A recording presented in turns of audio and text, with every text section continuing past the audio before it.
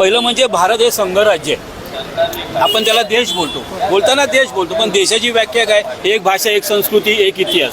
आपला एक इतिहास नाही आहे. 1947-7च्या पूर्वी आपण कोण होतो? संस्थानिकांचे नागरिक होतो. 720 संस्थानं होती ह्या प्रांतामध्ये. ती सगळी संस्थानं बरखास्त करून आपण भारत संघराज्य तयार केलं, बरोबर. आणि भारत संघराज्य तयार करताना ते भाषावर प्रांत रचना नव्हती.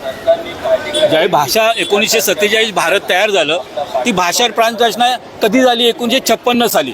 म्हणजे ज्या 1956 साली आंध्र प्रदेशमध्ये मोठा उठाव झाला.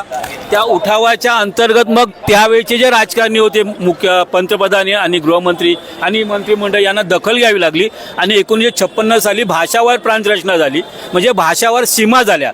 जे प्रत्येक भाषा बोलणाऱ्या समाजाला त्याची भूमी मिळाली आहे. तर आपलं म्हणणं असं की प्रत्येकाने आपापल्या भूमीचा विकास करायचा आहे, आपल्या लोकांना रोजगार द्यायचे आहे, जेणेकरून तेथील स्थानिक लोक विस्थापित नाही झाले. पण आज 75 वर्ष झाली उत्तरेकडच्या राज्यांचा विकास होत नाही आहे आणि मोठ्या संख्येने तेथील लोक महाराष्ट्रामध्ये येत आहेत. आपण सुरुवातीला त्यांना स्वीकारलं, पण आता त्यांची संख्या एवढी झाली आहे की 40% झाले आहेत महाराष्ट्रामध्ये. म्हणजे आपल्या 12 करोडपैकी 4 करोड बाहेरचे लोक आले आहेत. आता त्यांची कुटुंब वाढत आहेत आणि अजून लोक येत आहेत.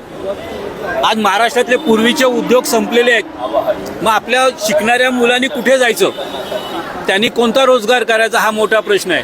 आज आपल्या मुलांसाठी इथं उद्योग नाही आहेत रोजगार करायला. ज्या आहेत त्या सर्व्हिस इंडस्ट्रीज आहेत, बॅक ऑफिसच्या कामं आहेत. त्यामुळे कुटुंब व्यवस्था पण मोडीत निघाली आहे. तर आपल्याला आता प्राधान्याने बाहेरून येणाऱ्या लोकांना रोखणं आवश्यक आहे. आणि म्हणून आम्ही म्हणतो विजा कायद्याने या. विजा म्हणजे ज्याला तुम्हाला नोकरीतलं मिळाली तर तुम्ही विजा घेऊन या. तुम्हाला अपॉइंटमेंट लेटर असेल तर तुम्ही या, नाही तर येऊ नका. तुम्ही येता, झोपडपट्टी बांधता, मग तुम्हाला आमचे राजकारणी घरं वीज देतात, पाणी देतात आणि हे सगळं सुरू आहे. मग त्याच्या मुळावर आपण जाऊया की विजा कायदा, की तुम्ही एका राज्यातून दुसऱ्या राज्यात जायला आम्ही अडवत नाही, पण तुमच्याकडे त्या कोणत्या कामासाठी जाता त्याचं अपॉइंटमेंट लेटर पाहिजे. तर यासाठी आपण विजा कायदा मागतो. आणि ते झालं तर आपल्या समोरच्या पुढच्या पिढ्यांची अडीअडचणी संपणार आहे. तर कुठेतरी ह्या विषयाला आपण मान्यता देण्यासाठी आपण आझाद मैदानामध्ये आंदोलन केलं. त्याच्यानंतर तिथं खरं म्हणजे आंदोलनामध्ये मंत्रालयातून प्रतिनिधी येतात, पण त्यावेळेला कोणी प्रतिनिधी आले नाहीत, कारण आमच्या मागण्या त्यांच्या अडचणीच्या आहेत. त्याच्यानंतर आम्ही 5 मार्चला मंत्र्यांना, म्हणजे प्रत्येक भाषेचे जे विषय त्याच्या मंत्र्यांना पत्र दिलं आहे, मुख्यमंत्र्यांना पत्र दिलं आहे, स्मरणपत्र पाठवलं आहे, पण मुख्यमंत्री आम्हाला भेट देत नाही आहेत.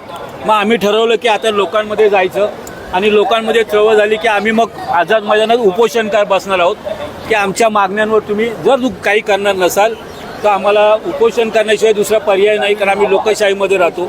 आणि हे जर झालं नाही तर उद्या नुकसान मराठी समाजाचं आहे. म्हणून मराठी समाजातल्या तुमच्यासारख्या लोकांनी या स्वायत्त महाराष्ट्र चळवळीला जोडलं गेलं पाहिजे. आम्ही प्रत्येक विभागामध्ये आम्ही लोकांना जोडण्याचा प्रयत्न करतो. आज इथे आलो तर आम्हाला पोलीस म्हणतात तुमच्या इकडे स्थानिक कोण आहे? मग आमचा परिचय एक होता. तसं तुमच्या विभागात जर करायचं असेल तर स्थानिक मनुष्य लागणार. हां नाही, तुम्ही आता भेटलात, पण आम्ही पत्र देताना पोलिसांचं तसं म्हणणं होतं तुम्ही ठाण्याला राहता.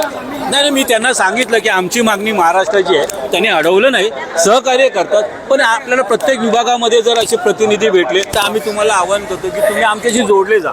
आमचे हे विचार आहेत, हे सगळं इथं लिहिलं आहे.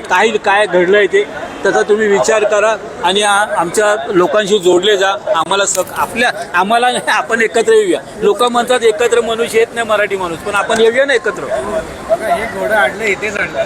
बाई या ना, सुरुवात आपल्यापासून करूया.